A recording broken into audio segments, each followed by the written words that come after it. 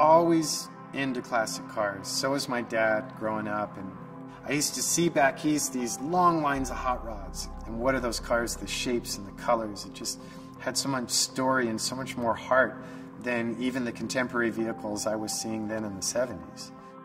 All my artistic focus sort of converged in automotive because all the aspects of everything else that I've always enjoyed artistically, they all come together in chorus in transportation. So when Ford reached out to us and asked if we'd be interested in building a singular icon, Bronco, we jumped at the opportunity and actually decided to do all the engineering to make it our next new model.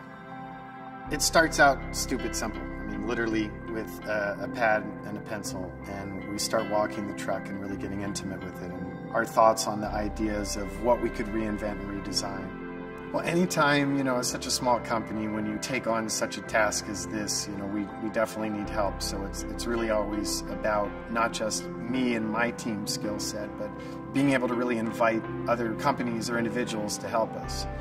Nike had vowed their support for us and said, on your next big R&D effort, give us a call, let us know, we'd like to participate. To work together on a project that they can see go from concept and sketch through to a done product in under a year. We jumped at the opportunity, and Nike put together a 10-man team that assisted us all the way through to the fabrication of those components, mostly in stainless. With our FJ and our CJ, we're able to have the bodies manufactured in aluminum brand new. So that gives us a lot more control over the process and all the changes in ergonomics. A unique challenge with the Bronco, though, is that we literally are buying premium condition, original, uncut vintage Broncos. And we bring them in and we liberate the body assembly from the original chassis. But we reuse all of the sheet metal of the vehicle and then add to that a high-end restoration of a vintage body. The range of appeal excites me. They're approachable, they're tactile, there's something that draws people to them. And obviously, a lot of that has to do with the fact that we're dealing with shapes and designs that are already part of the collective culture. I mean, they're ingrained in our hearts and minds and our memories.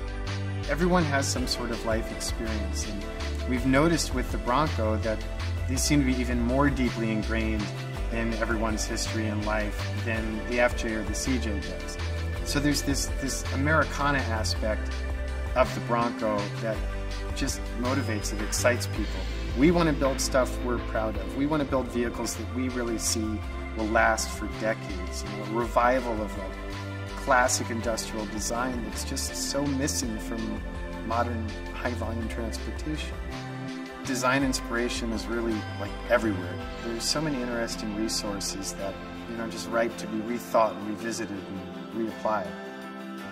This is a passion-driven company, and I think the Bronco, the processes that we go through in creating it are pretty intensive, because you have the restoration as well as the re-engineering and the redesign all put together in this monstrous package. So it's definitely a labor of love.